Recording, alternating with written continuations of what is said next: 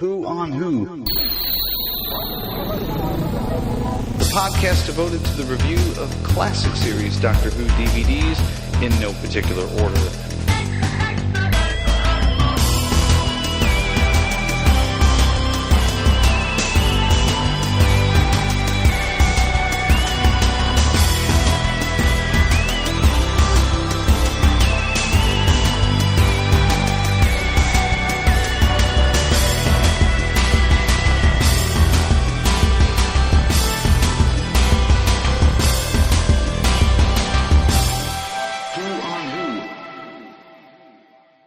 Greetings, fellow Doctor Who fans, and welcome to a post-nasal drip edition of Who on Who, the father-son podcast devoted to the review of classic series Doctor Who DVDs in no particular order.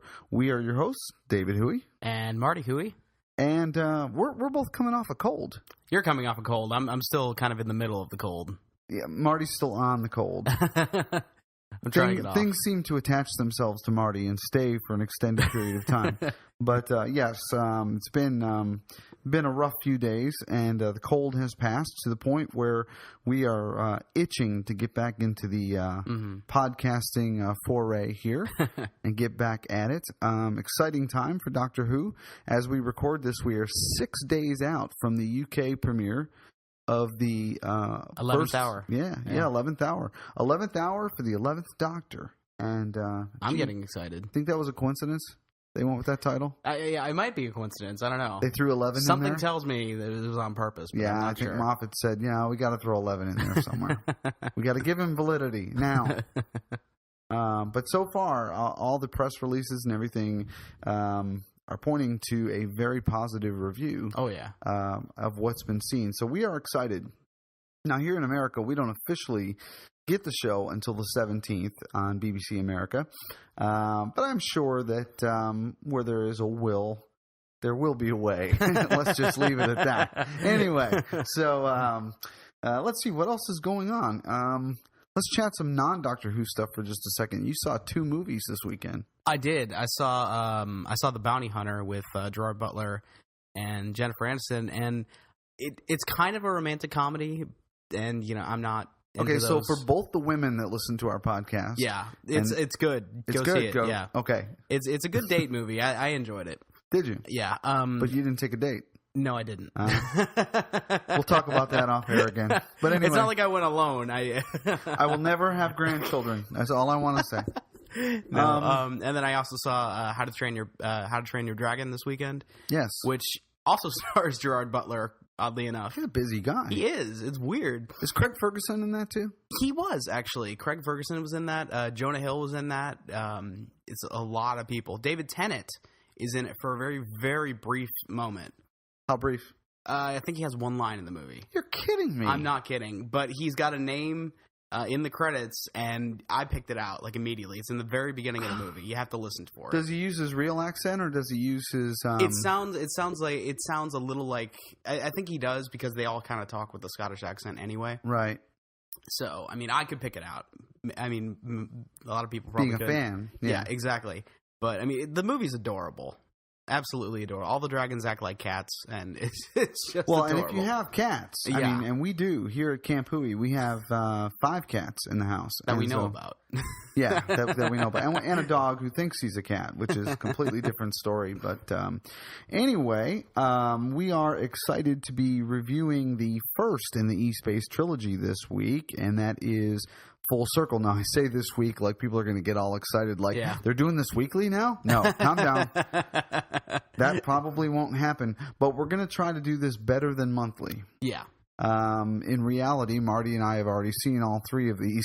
Well, you've seen all 3 of them. I'm on State Yes. of Decay right now. Yeah, Marty's watching State of Decay, and I really don't want to watch any more until we do State of Decay, because I'm going to forget it all. Yeah, that gets a little confusing. I did that too with Trial of a Time Lord. I jumped ahead, and then I believe there was one episode where I was supposed to be reviewing like Terror of the Vervoids, and I was throwing stuff out that I learned from Ultimate Foe that I shouldn't have known yet at that point, and it did get a little bit confusing. So I kind of have to watch that too.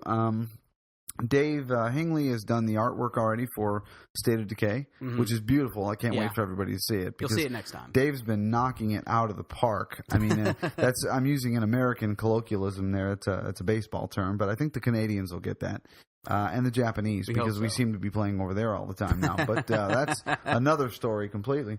Anything else going on that we want to talk about? I can't think of anything. We could read email. We could read email. We actually get feedback, and unlike some Doctor Who podcasts, we will read your email right here on the show. And sometimes over the loudspeaker. Sometimes over the loudspeaker. Sometimes we've been known to spray paint it as graffiti on public restroom walls. But not this time. So let's go to the email bag. Here's the mail, it never fails. It makes me want to wag my tail. When it comes, I want to wail.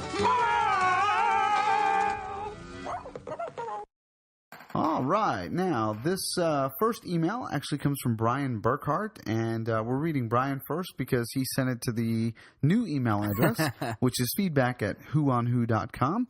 I still have my email address as well for the personal messages and that sort of thing, and Marty's got one too at Marty@whoonwho.com. But any email regarding the show itself, if you could start sending those to feedback@whoonwho.com, it allows both of us to kind of go through them and pick up each other's slack. And mainly it's Marty picking up my slack, but it still just sort of makes life a little bit easier. So we appreciate that, Brian.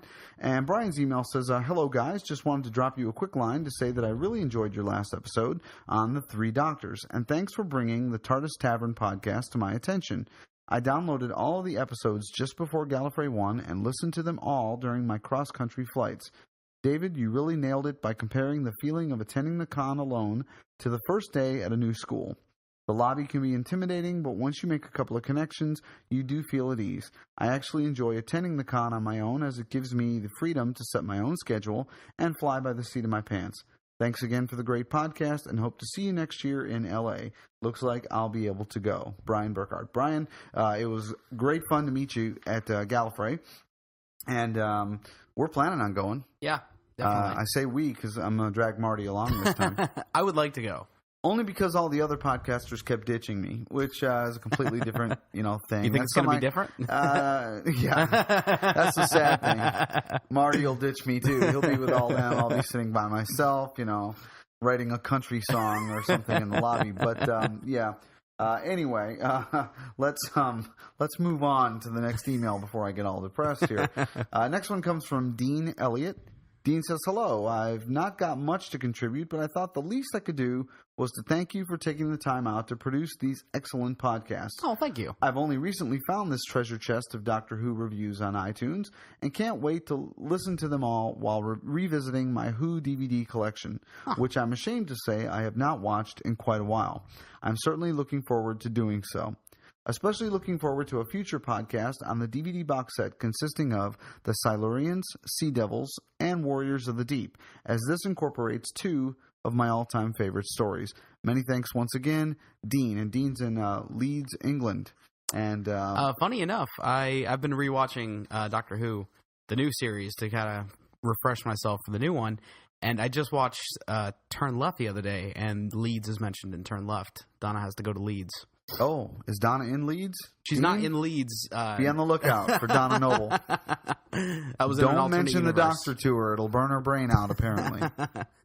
But anyway, well, Dean, thank you very much for that. Honestly, that's why we do this, is not just because it's great fun to go back and watch classic Doctor Who, many of which we're seeing for the first time. Well, yeah, I figure it's more going back for you, but a lot of these I've never seen before. A lot of them I haven't seen either. So that's a lot of fun. And also gives us an excuse to watch them, because otherwise we'd be in the same boat as you. They'd be sitting on the shelf collecting dust. So sad to say, but sometimes life does get in the way. But thank you for the compliments, and we will continue to strive to do our best. Now, you said that two of those three are your best. I'm guessing Warriors of the Deep is not one of the two favorites there, only because of the hokey rubber seahorse alien thing that all the other Doctor Who fans are yelling at their iPods now going, no, it's called a such and such. I don't remember what it was called, but I remember not being really impressed with that particular episode. But I could be wrong. That might be one of your favorites, and we've just lost another listener. We lost another listener anyway, sorry about that. And he just got on board, too. Yeah, I was on, then I was off again. Jerks. No, I'm just kidding. Hang in there with us, all right? And then thank you very much for that. Next one comes from Mark Nuttall. Mark is the one who writes in all the time to lambast me and correct me when I'm wrong. I thought that name sounded familiar. I love Mark for that because somebody's got to do it, and when it's not your mother, then it's got to be Mark. Exactly. So Mark says just a small correction on this one on the Three Doctors review. Gallifrey was named in the Time Warrior. Sarah Jane Smith's first story. Another great episode. I really liked this story. I remember watching it when it first went out. I had some memories of Patrick Troughton, but this was the first time that I had ever seen William Hartnell, and I think it was very well handled. It's just a real shame that the Time Lords are shown to be so weak after their stunning debut in the War Games. Kind regards, Mark. Mark, I agree with you. I think we both agree with you after having watched War Games. Yeah. And, I don't think it made it into the second cut of our review of the Three Doctors. But, yeah, the Time Lords this time around did come out a little weaker. Yeah. Actually, a lot weaker. Let's be fair. I mean, they were very stern in War Games, and Three Doctors, they almost seemed to be begging the Doctor for help.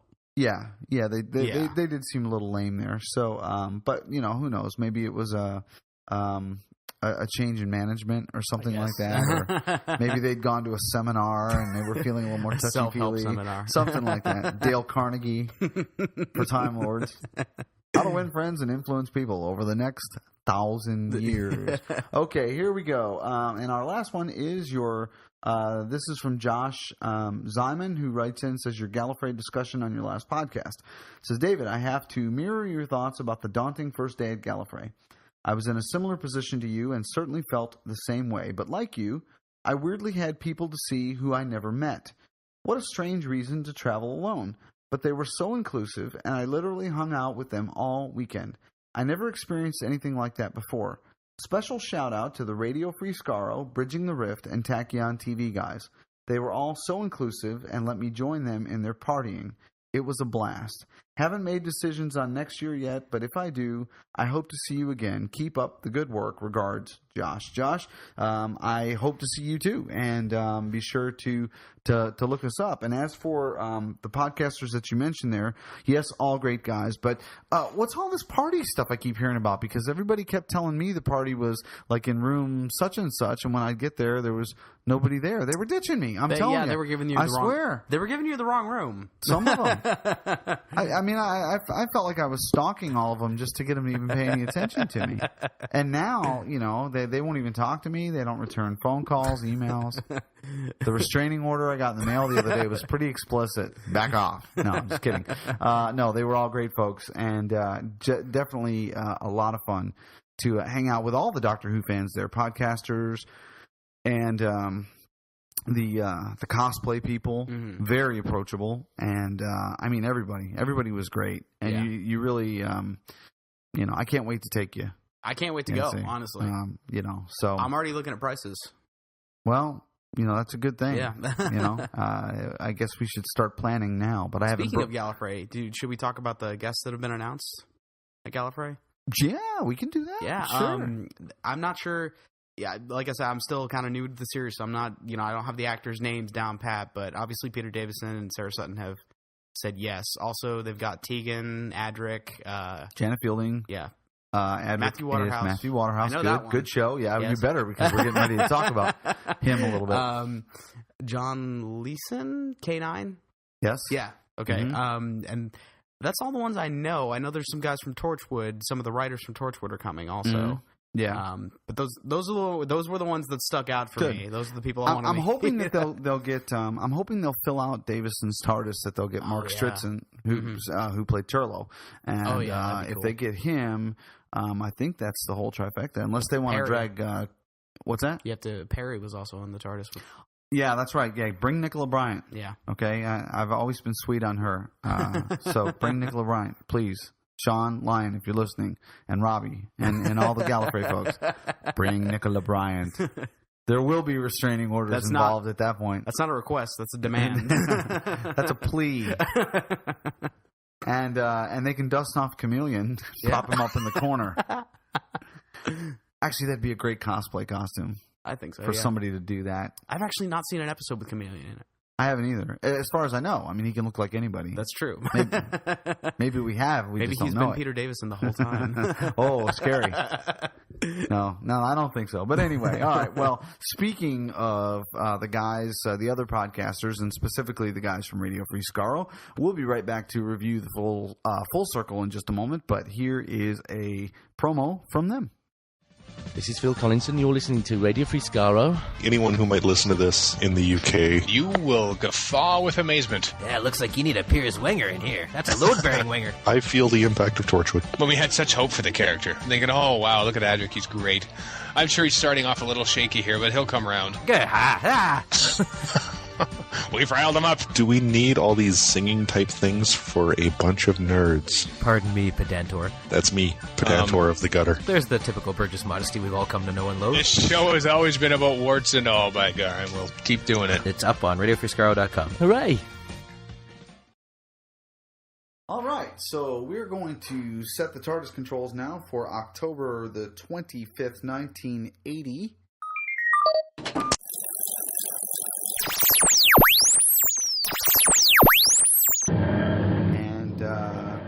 Head off to E-Space to review Full Circle. Hang on, here we go.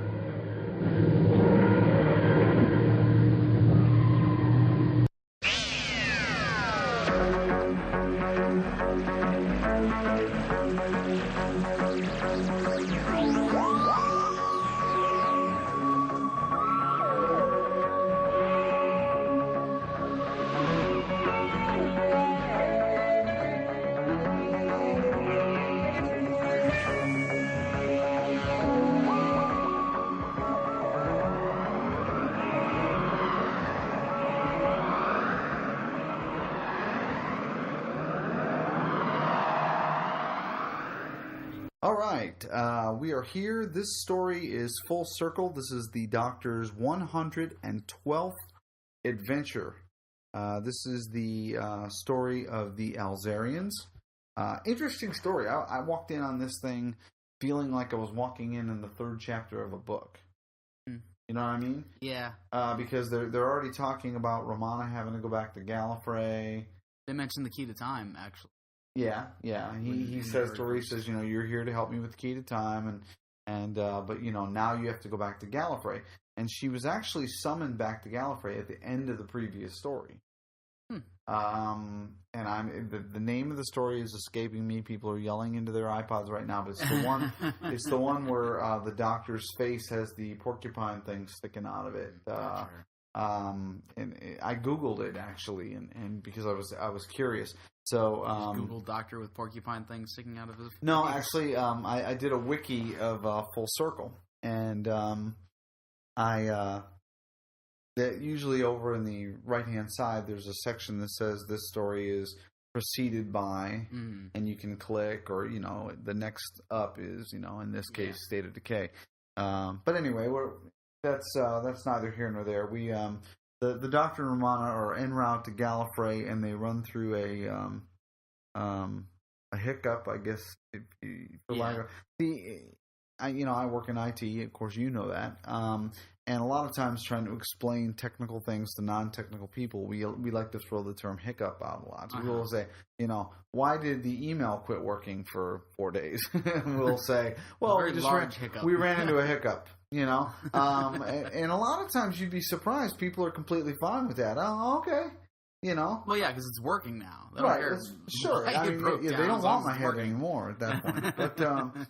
But yeah, for lack of a better word, the Doctor and the TARDIS crew seem to have run into an interstellar hiccup here, and they end up in E-Space. Which they don't immediately know that. We know that as viewers. Even I knew that, and I'd never seen this episode before. But well, it's called the E-Space Trilogy, so that's how I knew that. got caught on quick. But they land on what they think is Gallifrey, and it's actually a planet called Alzarius. Mm-hmm.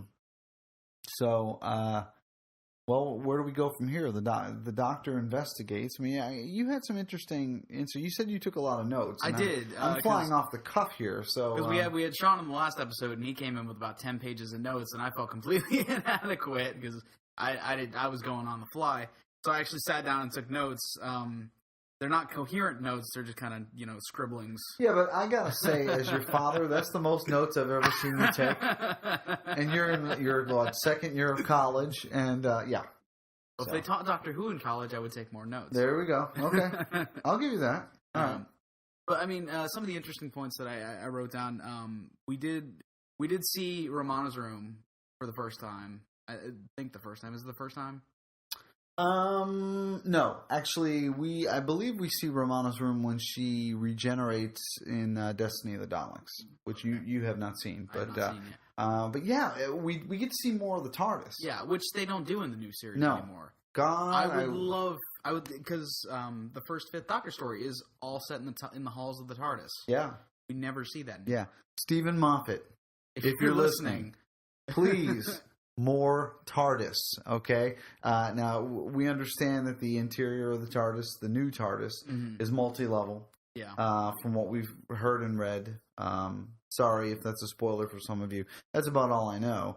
But anybody out there that's got any in with Stephen Moffat, if you happen to be listening, because I doubt he listens to this show, you should. I think he would be our number one fan. I'm hoping. Because I would give him a cool nickname like the Moff, and or Grand Moff Tarkin. There you go. There we go. And hopefully he'll be. Well, he won't be at Gallifrey next year. It's just too bad because he did send a very nice video to the folks at Gallifrey apologizing for not being there because he's quote a little busy right now. But yeah, more TARDIS. Good Lord, the only thing we've seen so far in the new series is the wardrobe room. Yeah, the wardrobe room and the main control room. Yeah, that's it. That's it. So, and a lot of times the way they pan around the main control room, you don't even, that's it. You don't see the other door. Mm-hmm. And, you got to sit there and go, okay, where do they sleep? Where do they go to the bathroom or the loo? If you're in the second episode of the new series, the Doctor does reference that there is more of the TARDIS. We just don't see it. Yeah, he tells Rose to go get changed and gives her all these. Actually, it's actually the third episode. Yeah, it was the Unquiet Dead. Uh-huh. He tells Rose to go down the hall, make your third right, second left, whatever it is. Mm-hmm. And but he does give her some rather circuitous directions to get to a room where she would be able to find something that would be appropriate to wear where they had landed. So we do know that the TARDIS obviously is bigger. We know that from the classic series too, but It would just be nice to see something. Yeah. And I don't think we're alone in our opinion on that. And if we are, too bad. We're right and everybody else is wrong. So there go the rest of our listeners. That's right. Click. But I noticed that at least in the first two parts, this was almost like a Dr. Light story. In the first two parts, because How do you mean? You rarely, what I noticed, especially in the first part mostly focuses on either Romana in the main control room or Adric in the cave. The Doctor's basically kneeling next to a pile of mud for the whole episode with K9. Rarely see him in that episode. And then the next episode, you see him walk through the forest and go into the main, building. Yeah, he gets into the ship. He gets into the ship. And that's it. And he wanders around the halls of the ship for the rest of the episode. And then he just and then the third and fourth part, he's the main part of the story. But the first two parts, he's barely in it. Well, yeah, I'll agree with you. We don't see as much of him in the beginning. That's always an advantage when you've got a lot of companions on the TARDIS. It's an advantage, I guess, for the the main actor or whatever the case may be. I don't know. I don't know, actually, if some of that had to do with the fact that he and Lalla Ward, from what I understand, would spend the times not filming yelling at each other from across the studio. They had a rather interesting relationship. And you notice the extras on this disc, you notice he doesn't appear. It's very rare for Tom Baker to appear in any extras or do any commentary. But she's on there. He did all the commentary for Key to Time, though. Yeah, he did. So, And I think he's starting to get back into hearing for Doctor Who from what I've heard. you know, you want, it's popular now. So well, it's popular. Yeah, you want to go down and have a couple of pints at the pub, and you need the Quan for that. And so the people are ringing up your phone saying, "Hey, come on down and record a commentary." What I've heard, and actually what I've experienced in some of his commentaries, he doesn't have very clear memory on a lot of things. At least not as precise as Peter Davison seems to have a very good recollection. And Colin Baker, my God, Colin Baker can tell you what he had for lunch on a given day, and the filming. He can tell you. He's got a lot of inside dope on that. But Tom Baker, I don't know.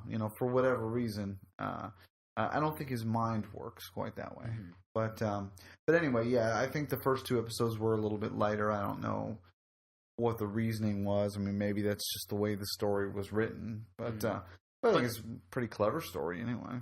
And it started off a bit slow for me, and then it kind of picked up around the time that showed up. This fall started happening. Mm-hmm. That's kind of when the first part picked up. I started getting a little bit more interested in the story. Mm-hmm. A few blocks of dry ice can really make a big difference in a story. Exactly hey, Bob, throw that dry ice in here. Watch this. Yeah, that's I divided this into parts, so that's all I had written for part 1. I did a bunch of nitpicking in part 2. Well, please pick. Go. I mean, they did a couple of. It's our show. You can do whatever you want. They did a lot of close. They did one close up of a monster that I thought was a little too close. It completely kind of ruined it, for me, at least in that shot, because you could see like the guy's eyes through the mask. It was kind of bad. What monster? The seaweed monster? The seaweed monster. My next point I make is that there's no, like, throughout most of the episode, there's no description as to what these things are. Like, right. Well, I think that's a plot point, though. I think that they're trying to save the big reveal. That's true. Mm-hmm. I don't know. The big reveal that these creatures all come from the same place that the quote-unquote Alzarians come from. Oh, another thing I noticed, this was just a technical thing I saw, was that when the TARDIS is getting picked up by the Marshmen, they're called later, you see it kind of shake. Do you remember that? Yeah. And I noticed the coat rack falls over. Right. And I was actually pretty impressed with that for this reason, because normally when you see the TARDIS shake, it's not actually shaking. Right. It's just some guy with the camera going, in the camera, and then the actor's trying to react. But they actually made they somehow got the coat rack to fall over to make it seem more like the TARDIS was shaking. Fishing line. Yeah, fishing line. I'm not impressed with the effect. I'm just impressed that they had that much thought into it. I'm guessing fishing line. There may have been a very quick-witted cast member there who just stuck a foot out and caught the thing and bumped down. And also, another thing I noticed, this is not about the story, but I noticed I kind of picked out that the Fourth Doctor acts a lot like Ninth Doctor, which I thought was interesting because the Fifth Doctor and the 10th Doctor act a lot alike also. How do you mean? I didn't write down how I meant. I just kind of wrote that. Oh, you can't just leave that out there. Well, I'll tell you this. Okay, the Fourth Doctor is, I think, as severe as the Ninth Doctor in a good way. But in a way, the Ninth Doctor and the Fourth Doctor have the same kind of goofiness to them. Yeah, you do see flashes of that. Now, a lot of people are speculating that Matt Smith's 11th Doctor is actually going to be very much like a combination of Troughton and Tom Baker. It's going to be a little odd. That'll be interesting. I think he'll be his own Doctor. I don't know that it's fair to pigeonhole him as a copy of another Doctor. But yeah, I guess I could see your point to a degree there. My problem with Tom Baker's Doctor has always been that in some stories I really like him. I really, really do. And in other stories, he just seems grumpy to me. And it's mainly in his later stories. And unfortunately, this is coming near the tail end of his tenure as the Doctor. So we don't get the same the same energy, the same Doctor that you get in Robot and the Sontaran Experiment, Genesis of the Daleks. One of my favorite Tom Baker quotes actually comes from Robot at the very end. When Sarah Jane says you're acting childish, he says, "Well, of course I am. What's growing up if you're childish?" Yeah, exactly. And he, I think he loses a little bit of that, down the road. I think some of that was actually Tom Baker himself. I think was just tired, but I didn't see as much of that in this story as I was afraid I was going to when I first put it in. Because usually I know enough to be dangerous when I put a DVD in. I know that this is Adric's first story, and I know what the general consensus is of Adric in Doctor Who fandom. And there are some stories with Adric that, I got to scratch my head, but there's others where I don't find him to be really all that annoying. And, but I, still was a little worried. And, sometimes I'm worried about not so much the shaky sets, but the shaky story. You know what I mean? Yeah. So, anyway, go ahead. You were nitpicking. That's what I do. Right. The Marshmen, I couldn't tell in the first two parts. They seemed, it was a little schizophrenic. At times they were supposed to be like this, deadly force that was killing people, and then at other times it was like they were these gentle creatures that were misunderstood, and they couldn't really decide on what they wanted to do with them. First two parts, from what I saw. Yeah, they're like politicians in that regard. No, they the one that was on the ship with the Doctor was obviously a child or an infant. At that point, I don't think was made very clear. It was kind of lost. I agree with you, but he did make a point of saying, this thing is just a baby, and so. We're led to believe that it hasn't established a real animosity toward the Alzarians yet, for whatever reason that the other ones do. And then I moved on to part 3 and 4. At the beginning of Doctor Who, they always do the episode recap where they do the last couple of lines. In parts 3 and 4, did you notice that they kind of went back scenes before the end? Kept going and went from there. Oh, you mean like a longer lead-in? There was a longer lead-in. I think the reason that they end up doing that sometimes in these is because the story itself actually runs short. So what they do is they go back to put a longer lead-in and maybe sometimes they feel like a shorter lead-in. People are going to scratch their heads and go, I don't know. Maybe it's got something to do with how many people. What the viewing figures were the week before. Maybe they feel like they got to explain more in case they're hoping to get more viewers. I'm not really into viewing figures. Obviously, that's Radio Free Scarro's bag. If you want to listen to those guys, those guys crunch numbers like accountants. They're really good at it. Podcast, I feel like I'm in math class. I know, I do too, and I haven't taken a math class in years. Anyway, but I would say that that's probably it. Is that they were probably short on story and short on that particular chapter. Did you have anything else, or I wanted to ask you about the whole evolution thing? No, go ahead. Okay, well, I'm not going to open up I'm not going to come back. I can come back to this nitpicking. I'm not going to open up a big debate about evolution because I do believe that evolution exists as a form of adaptation. One of the things that I've always questioned for people who buy into evolution completely as the total answer is if you ever heard that joke that says if we came from apes, why are there still apes? Darwin never said we came from apes, but he said we and apes came from a similar beginning. But my question here for full circle kind of falls into that. If the Marshmen eventually become the Alzarians, okay, and the spiders become the Marshmen, at what point does the cycle stop? You would think that eventually they would all become Alzarians. Yeah, eventually, but I think the spiders can only hatch at mistfall.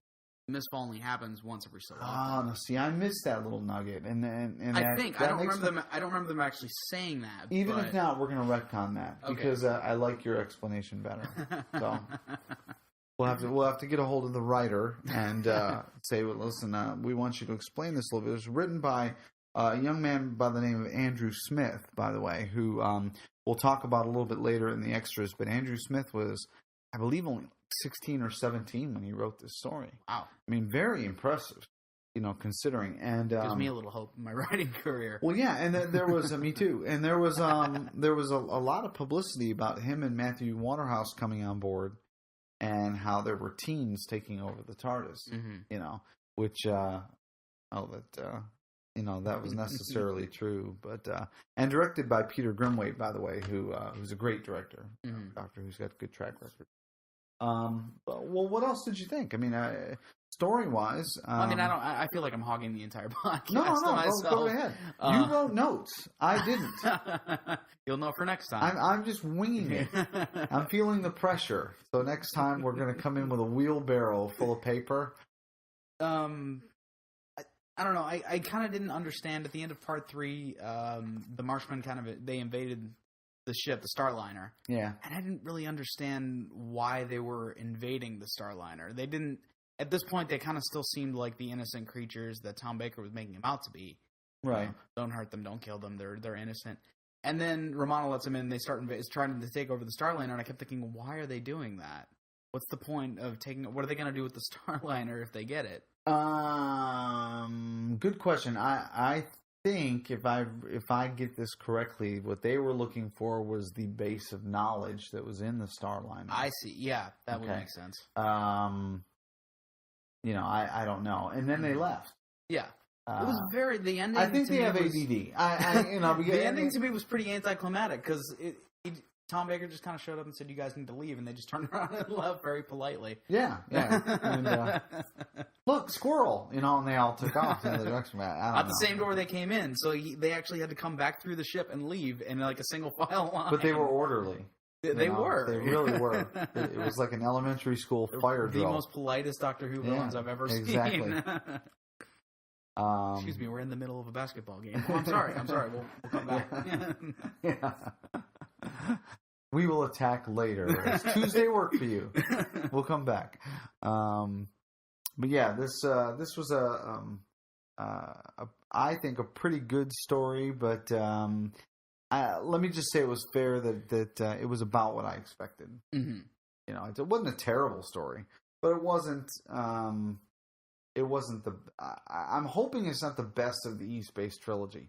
This is the kind of the nice thing about coming into these box sets, as opposed to a lot of the other Doctor Who podcasters. They've seen these stories 100 times. Mm-hmm. We haven't seen them. Right. So we're coming in, and right now, a lot of our listeners are listening, going, "No, it's the best one.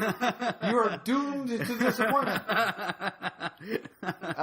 It was like that with the Trial of a Time Lord. I had people writing in, going, "No, you better enjoy Vervoids because it doesn't get any better. It's a lot worse." And boy, were they right. But anyway, we'll see, because I'm hoping that the rest of the East Base trilogy comes out a lot better than this one. Mm-hmm. I really didn't have anything else. That was pretty much it. I just put a bunch of story notes on here. Otherwise, okay. All right. So tic-tac-toe in the margin. Yeah. What would you rate it? But go ahead, and I'm not going to put you on the spot. But I am going to put you on the spot. Actually, I take that back. I'm the co-host. I have to step up for this. That's right. You have to step up. 1 out of 5. Go ahead and. I would give it a 3. I think it was still. It had a little bit. It had faults, but I mean, I think there was still a good story there somewhere. And I know I was listening to DWO last week, and they raved about how great the story was and all the deeper meanings. And I didn't get that, so I felt kind of bad, and I'm gonna get a bunch of hate. I feel kind of ignorant because I didn't get that either. I mean, it's something about there was a lot of underlying procrastination. Like, don't procrastinate. Oh yeah. That made sense when they said it. I was like, okay, yeah, I get that. Yeah, I really do want to. That's a very good point. I do want to touch on that. The main sticking point of the Alzarians is that they procrastinate mm-hmm. they've turned it into an art form. Yeah. And they've been sitting there for generations and generations because, frankly, they don't know how to fly that ship. So they just keep, repairing parts that, or replacing parts that don't need to be replaced. And basically just, the title's very apropos, full circle. Yeah. I will give him credit for that. And I don't know if that was a dig, like a political dig, or if that was a sociological dig, at the man kind of thing. I don't know. It was written by a 16-year-old. I'm not sure. But it does have a lot to say about procrastination. Mm-hmm. Which, by the way, you haven't... No, never mind. You still haven't cleaned your room, young man. No, just kidding. You know what? I think a 3 is fair. I was actually going to go a little lower than that, but yeah, that argument and your reasoning has won me over, and I think I'm going to give it a 3 out of 5 as well.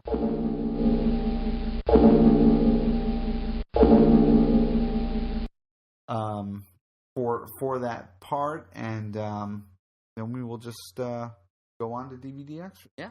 Extra, extra, read all about it. Extra, extra, read all about it. All right, we've got some decent extras on this DVD. I don't know if it's... I don't know if decent's the right word, but we'll talk not about indecent. It. No. Anyway, but there really aren't a lot of them. I was kind of surprised. No Easter eggs. No. Which disappointed me a little to entertain, if you're out there. But anyway, we're going to run down the menu like we normally do, kind of give you our hit and miss on things that we think you should take your time to see. First one on the DVD Extra menu is called All Aboard the Starliner. It's your typical making of featurette, which has Lalla Ward, George Baker, who played Logain, John Leeson, who played K9, Bernard Padden, played Tylos, and director Peter Grimwade, and film cameraman Max Samet. It's about 24 minutes long. For those of you who don't know, I'm reading that right off the back of the DVD box. They're thinking, wow, he took notes, but no, I'm reading them out. But anyway, I found this to be as good as an average. Lalla Ward has aged well. Oh my gosh, yeah. She doesn't really look that much different to me. No, not at all. And compared to how Tom Baker's aged, my God. Well, yeah, but I think there may be an age difference there between the two of them. But even so, yeah, she has aged well. So I'm assuming that she's in a happy place in her life, and she looks well, and I'm glad for her for that. She offers some interesting insight here into the fact that there seemed to be some sort of background planning to get rid of K9.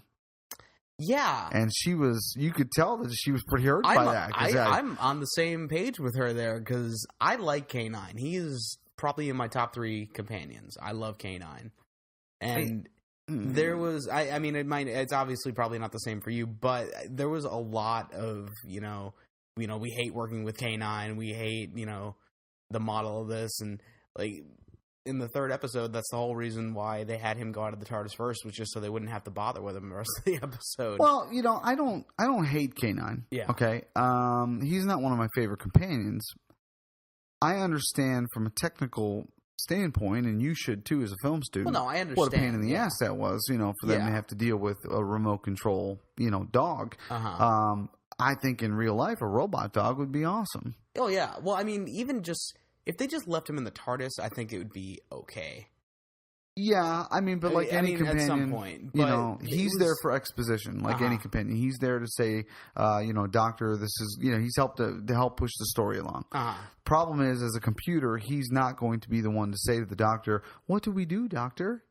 You know what I mean? So he doesn't work as effectively. That's why I think he works better when he's in the TARDIS being used as an instrument. Yeah, I could see that. Like he's not obviously Sarah Jane Smith. He's not, Romana. But how many times has his nose laser gotten the Doctor out of a tight spot? And which is cool because there aren't any other companions that have a nose laser. No. I don't think. No, there aren't. But anyway, but Lala Ward's reaction just seemed to really surprise me because she was like, I was against that. I love K9, He's not real, Lala. Sorry. You hate to be the poor guy that had to go explain it to her. Lala, listen, I hate to break it to you, but... that guy in the booth over there, he's actually K9. The guy over there with We've the been mic. telling you he's a painter, but he's not. Yeah, he's not. He's really not. He's not the best boy. He's the voice of K9. And in this episode, K9's head is going to get knocked clean off. Which actually kind of depressed me a little bit. It shocked me. It really surprised me. This is supposed to be like we've said. This was a kids show back then. Yes. K9 to the children is a mascot. That could be traumatizing. It'd be like seeing Mickey Mouse get decapitated. Yeah. It's just not cool. Kill the mouse. No. Disney's like, no. Sorry. Not going to happen. But that was a little rough. So I have to agree with you there. And then, of course, that leads us really into the next featurette, which is K9 in E-Space. Which is really, to me, just Matthew Waterhouse and Terrence Dix talking about how much they hate K9. Yeah. There's a lot of K9 hating in these extras. It was like a group therapy session. We need to all get this out. So everybody just sit down and just And then, vent. again, Lala Ward popped up for like 3 seconds going, I like K9. I don't know what you guys' problem is. I mean, well, the rest of them are all, mad. But anyway. We should also mention the commentary on the discs. Yeah. The commentary with Matthew Waterhouse, obviously Adric, Chris Bidmead. Mm-hmm. I can't say that. Yeah, he was the script editor, right. and Andrew Smith, the writer. And this was interesting because it was a lot of part of the commentary. I only watched the first episode, but part of it was actually just Matthew Waterhouse talking about how much he didn't want to work on this episode and. Or how rough it was to work on this episode. And well, it wasn't the first one that he filmed, which is interesting. He actually filmed, I think, State of Decay first, which will be the next one we review. And that's got to, I mean, for an actor, I guess it's not that big of a deal. For a viewer, as once we come to grips with that and we go, wow, we know from spoiler reports and stuff that they didn't film the 11th hour first. Obviously, yeah. They went in and they did basically like what they did with Peter Davison. They gave Matt Smith a chance to get comfortable as the Doctor before they threw him into the first episode as the Doctor. So yeah, I guess it's probably not as big of a deal to an actor, but it started off okay. They started like reminiscing, and then because I think. Andrew Smith and Matthew Waterhouse were about the same age, I think. Yeah, pretty close. Yeah, Andrew Smith was, I think, 16 when he wrote this. And Matthew Waterhouse wasn't much older.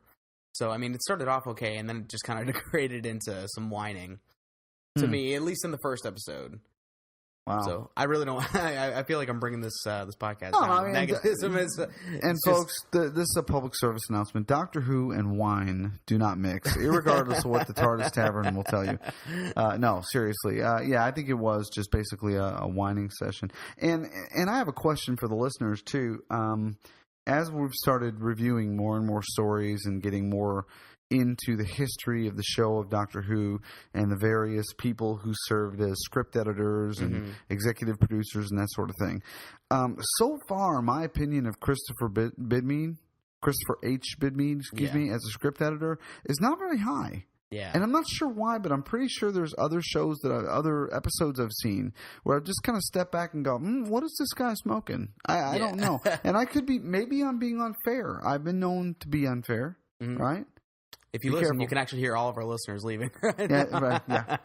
But no, I mean, if you're a fan of Bidmead as a script editor, then please write in and educate us a little bit. Point us to some other episodes that kind of strengthen up his defense in that. Because right now, I don't know. I think this is the only one that I know about that I've seen with Bidmead. Okay, well, there's some coming. I mean, this leads right up into Logopolis, Keeper Traken. Keeper Traken's a good episode. Yeah. We should do that one. But anyway, we should do that whole box set later. We should. Later. We've got so many more before box set Aluza here that we got going on. All right. Let's talk about the Let's talk about the next one, just because this cracks me up. E-Space, fact or fiction? Oh my god! Exploring the science behind the concept of exospace with visual effects designer. I think Matt I got about Irvine. 9 minutes into this and just started falling asleep. Did so you I make turned it up. 9? I think I did. I think I made it to about 9 minutes. This and is why you started never dozing. did well in science. I hate. I can't do science. You know, so I'm like, so what'd you think about this extra? Marty's like, and he comes to me so sheepish, like he's still little. You know, Dad, I fell asleep. What? No. You made it through the whole thing, though. I did. So, but I remember nothing of it. I know. I remember pretty pictures of universes and a bunch of people saying things that I didn't understand. It was like an audiobook version of Discover magazine. Yeah. Sometimes I can pick up a Discover magazine and go, "Ooh, that looks interesting." And 2 minutes into it, I'm like, "Okay, bored." Yeah. You know, and I don't have ADD. I just, after a while, I'm like, So, yeah, they were going into a lot of different theories about parallel universes and, every time you make a choice that makes another universe. Yeah. Hey, that's a Twilight Zone episode. Okay, I don't, My brain started to hurt after a little bit. Like, yeah. This is Doctor Who. I don't really need to know this. Listen, stuff, but when you've lived as long as I have, you start thinking about all the choices you've made and how many universes you've created. It's kind of scary. If you like science, though, if you're into that, then this is definitely the extra for you. Yeah, I don't think we should knock it, and I certainly don't want to turn people away. Give it 9 minutes, like Marty. Yeah, at least 9 minutes. And for you insomniacs out there, give it 10. You may like it. So anyway, but yeah, that was on there. The next extra, is Swap Shop with Noel Edmonds, and he chats with Matthew Waterhouse. Talks a little bit to I remember this. him about how he got his part. I forgot about this because I just wrote down Swap Shop. Meh, I couldn't remember. What's meh? That's like but I've heard that before. Yeah, Sean from Tartar's Tavern will say that. Something he'll say meh. Yeah, and I'm pretty sure I got from the tone that it wasn't a favorable thing. So. It's okay. It's interesting though. It was okay. That's really all you can say. Are you about afraid you're going to insult Matthew Waterhouse? I think so. I think he's our number one listener. Actually, no, I don't think so. Although he does live here in the States, Does he? Yeah, he lives. He lives somewhere up in the Northeast. I think. Really? I want to say Connecticut we should pay him a visit. No, no, he can come down here to the Deep South if he wants to. We'll take him out for some good barbecue ribs. But other than that, no. No, I mean it was interesting. It's what it looks like an interview on a children's show. Yeah, featuring. It was at the start of Matthew Waterhouse's career, right, as Adric, and he mentions that he's a huge fan of Doctor Who. At least he was at the time. I don't know if he still is, but he and apparently Andrew Smith was also, obviously. Yes, and he said that they would sneak off set to go watch the episodes. Yeah, I did think that was cool. Yeah, I did. Cool. Yeah, I remember him saying that, and I did think that it was cool that they were that big of fans, and he seemed to be. And I would really like to query him on this, or maybe if he's in some other commentaries with Peter Davison. His relationship with Tom Baker out of the box seems much better than his relationship with Peter Davison. Peter Davison doesn't. Yeah, Peter Davison from some commentaries, he doesn't have an unkind word to say. But you can tell that he's biting his tongue a little bit. And but you have to remember, though, at that point, they kind of changed Adric's character a little bit to where he was just like, I mean, we'll get to that. Yeah, Adric's character, unfortunately, just never, he's never fleshed out the way he was meant to be on paper. And all the Doctor Who fans know that, people who are familiar with the character. And, you can put so much fault on the actor. But, as I've said before, the majority of the fault has to go on to the writer because the writer is the person that gives the actor the words. And in all honesty, I think I saw Adric for the first time when I was watching the Davison episodes. I didn't see him in Tom Baker until I got interested in the Regeneration episode. Yeah, me too. That was the first time. So I actually saw Earthshock before I saw anything with him and Tom Baker. So you know the ending. I know the ending. You know Adric's ending. Yeah, I know Adric's ending. And so, we don't want to spoil it for anyone. I don't want to spoil it. But I think Earthshock, it was a little bit better for me because of that. Whereas a lot of fans probably thought of it a different way. I don't know. I think that like any companion out there, Adric has fans, and there are people who will defend him, and that's what makes Doctor Who so great. Is that people are so passionate about the show, and there are people out there that.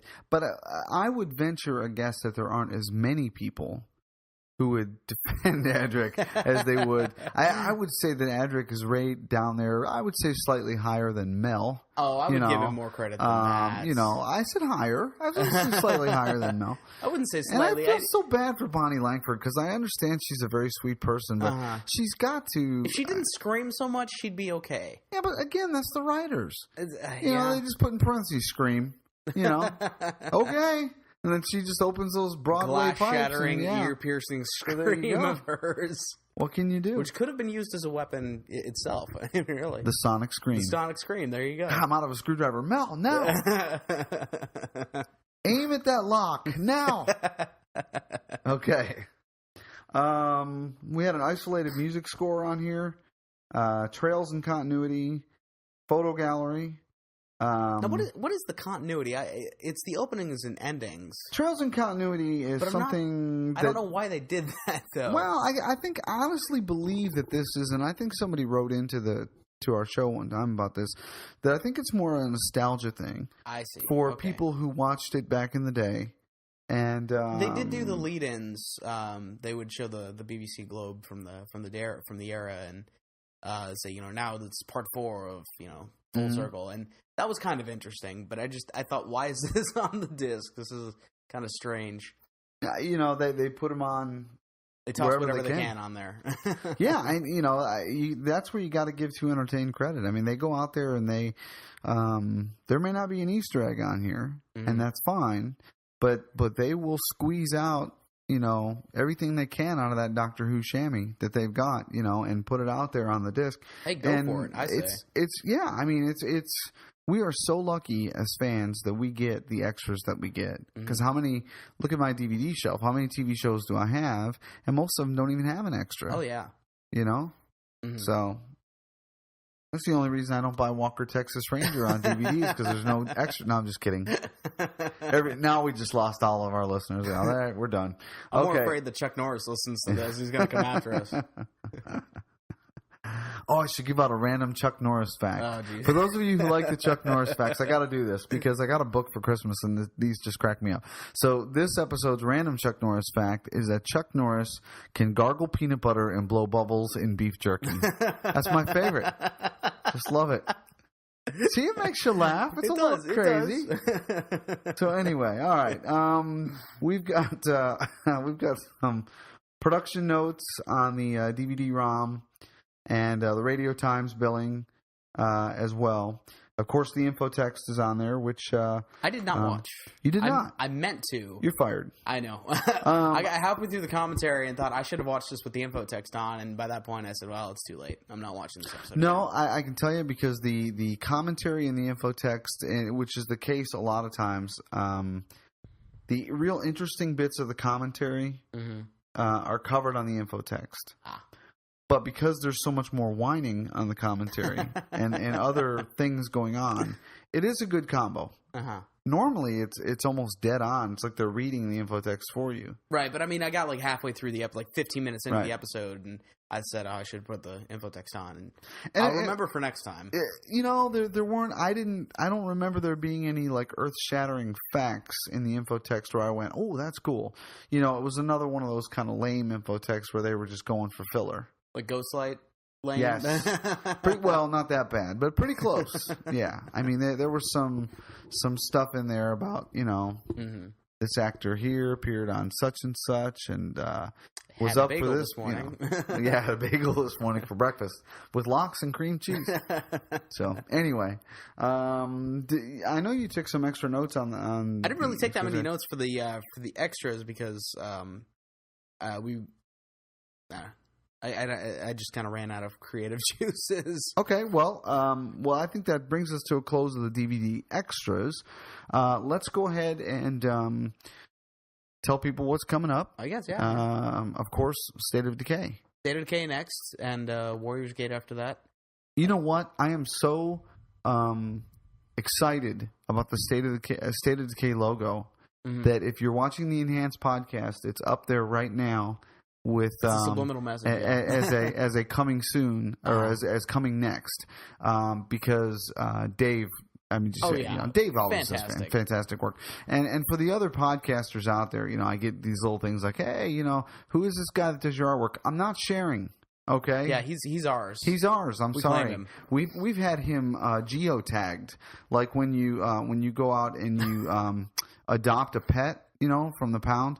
We've had him chipped so that we know where he is. And Dave, that's what that scar on the back of your neck is from. That itchy spot. Don't scratch that. We were waiting for Christmas to tell you.